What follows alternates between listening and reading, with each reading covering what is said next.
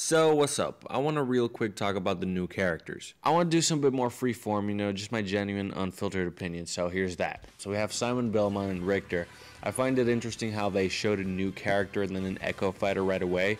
People were discussing beforehand how they weren't sure, what was really allowed with the Echo Fighters, People weren't really sure if they would actually add a new character and then add a new Echo Fighter for him right away, but that's exactly what happened, so we really don't know shit. In the end, I think Simon Belmont made a lot of sense as an addition. There have been requests for him for a while. He's a very classic character. He works for many different things. I am gonna do a video later about more character speculation, but for now I just want to say he works in a lot of things because he is a throwback to an old game, which Sakurai loves to do, but he's also in a way a third-party crossover, though it's not some crazy outlandish, you'll lose your mind crossover because Castlevania isn't really relevant anymore. Not that it's not relevant anymore, it's just not very popular these days because they don't make any Castlevania games these days. The point is that though it isn't that popular, it's still a third-party crossover of one of the most iconic and groundbreaking franchises of all time. I feel like it does add to, Smash Bros. Being ultimate because it's just because tons of people who haven't played Castlevania know what it is.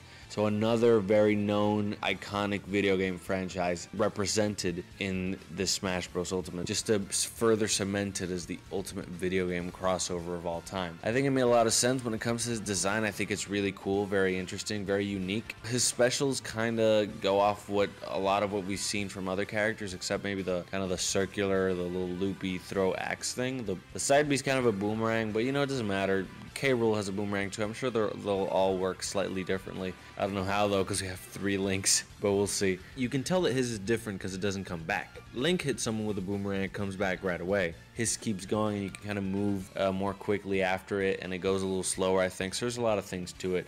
But there's that. I think all his specials are really cool, but his uniqueness really comes in his other moves. He has cool normals that move well, and obviously the whip. So we don't have a character with a whip, so it's original in that sense pretty much right away. The fact that he has a whip is not just conceptual, like, oh, he has a different weapon, so he's original. No, the way he's gonna function just looks so different with the excessive amount of range, but it's slower, to balance it out, and the hitbox is kind of thin to balance it out too. But still, it just looks like a character, something like we've never played before, because the range is just ridiculous. So it's just going to be fun to see how he's going to be balanced out. Everything about him just looks very satisfying to play. The sound effects. Well, whip is just a very cool weapon. It's just like, that fucking whoosh. It's a very satisfying thing. It's probably going to be very awesome to hit people with it. I feel like gameplay-wise, he's definitely going to be... It sucks because he looks like such a fucking beefcake, right? He looks so strong and badass. But he's probably going to be a mad defensive camping character, which is cool. I like spacing in camping characters because he has a fire with multiple hitboxes that works kind of like PK Fire. He has 2 projectiles and he has a long range whip. It would just be stupid to not play defensive with him. And I'm not going to talk about Richter because it's basically the same thing as far as we know now. They haven't really talked about how they would differ much in terms of moves.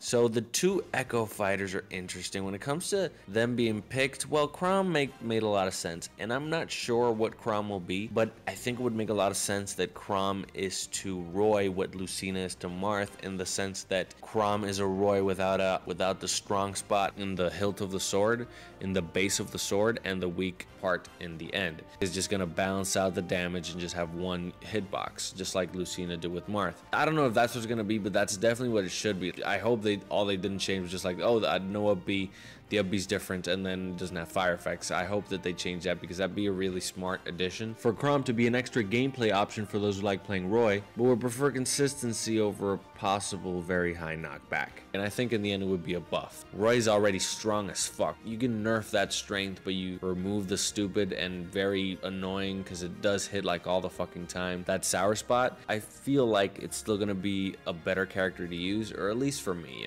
who knows. I really like using Roy in Smash 4. I think he's really cool. I'm probably going to now be switching to Chrom, even though I've never fucking played Fire Emblem. I really don't care about the character pick of it. Echo Fighters don't really have that much weight. It's not like, oh, they should have went for someone else, because it doesn't matter. I mean, I guess it matters for other Echo Fighters, But the point is, it doesn't take development time from original characters, so it doesn't matter in that sense. I suppose it takes development time from other Echo Fighters, but I think Chrom was a very good addition. Dark Samus is... Now moving on to Dark Samus is kind of surprising to me. I wouldn't say say it's a bad addition, but out of every time I heard people mention Echo Fighters and possible options, is really one of the ones I least expected actually being added. It's from a relatively old game, but not too old to be considered a classic. And I feel like there's different characters with more personality. Because Dark Samus is just Samus, but dark. Obviously, I know there's like a backstory to it, and it's like some phase on whatever you want to call. I don't know what it's called. Haven't played Metroid either. But I expected characters who'd be their own original characters, not dark versions of themselves. Whatever though, it's only an Echo Fighter. I don't think Dark Samus is going to change much in gameplay, because they showed the video of Roy and Chrom and their different Bs, and then they showed Samus and Dark Samus, and they just had like different air dodges. So it could be that Dark Samus's difference is mostly aesthetic. But no, we did see some gameplay differences. I think the dash attack, according to ESAM, the dash attack has a different angle, the down throw has a different angle. And obviously the rolls, that's what a lot of people were talking about. She has regular rolls. So that's obviously going to affect gameplay, but when it comes to the move set and the physics of her movement, hitbox, hurtbox, all that seems to be about the same, but obviously we won't know for sure till the game comes out. God damn, her animations are so fucking cool. They went so fucking hard with her animations. Everything about it looks so slick, like the way she stands, and they really went hard with that Echo Fighter, and that's really cool, because usually Echo Fighters, they have the same model, they have the same animations, like Peach and Daisy, and I don't know, all of them basically. Even though it's not gonna change gameplay, like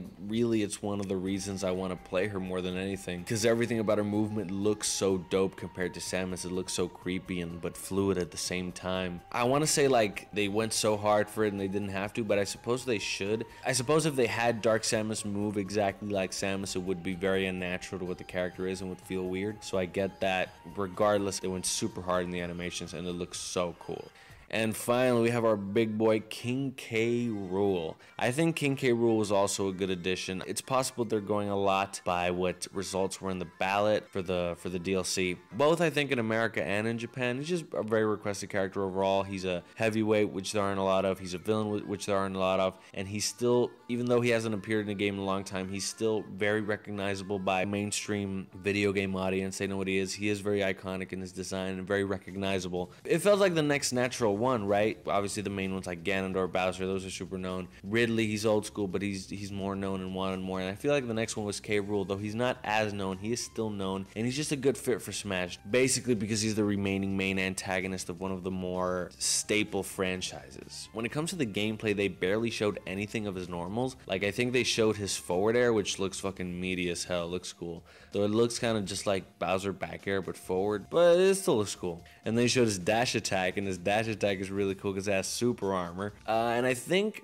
based on what they shown, I saw a few people talk shit on Twitter saying, like, oh, he's just gonna be another fucking low tier heavy. You're gonna play for 10 minutes and you're gonna drop him. First of all, it's dumb. You can't look at everything through a competitive lens. Characters are fun to play in the long run, even if they're low tier. Regardless of that, though, I think they did give a lot to him to fix problems that plague heavies. Who knows how effective it will be? We pretty much saw his 4 special, so he has a counter. I mean, it's not going to be the greatest thing to help him land, but it's going to be a thing that people trying to poke him from below have to look out for. So, it's not the best tool to have for that. It's not like a crazy movement option. Counters are always risky to throw out, in case somebody doesn't attack and then you'll get caught by something worse. But it is something that helps. And also projectiles has a boomerang and a gun that can throw a thing and then suck you up too. So I feel like that's something that's going to help him a lot in neutral. He can camp people out. Maybe the thing can suck you through your shield. I feel like it gives him a lot of tricks that he can do. But more than anything, not be so susceptible to just being juggled and camped out, because he has projectiles to camp other people out. Armored dash attack can help him to close the distance, and the presence of a counter could help him land. The remaining special is the up B, which people have said, oh, he's gonna get fucking punished out of that super hard, which he might, but I think it all depends. I don't think we saw enough of it. Like, it all depends on how much horizontal movement it has, how responsive it is. It could be that it's actually really good because you can move a lot with it. For example, Duck Hunt, that's one that sucks. Not only does it not have a hitbox, but its movement is very unresponsive. Like, you move one direction and then you move another, and he has to kind of like wind up to go back.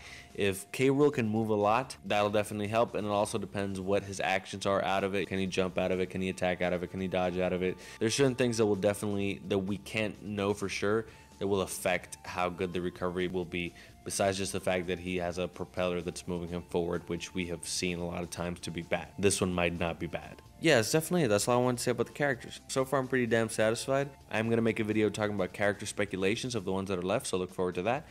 And that's about it. I'm out. Peace!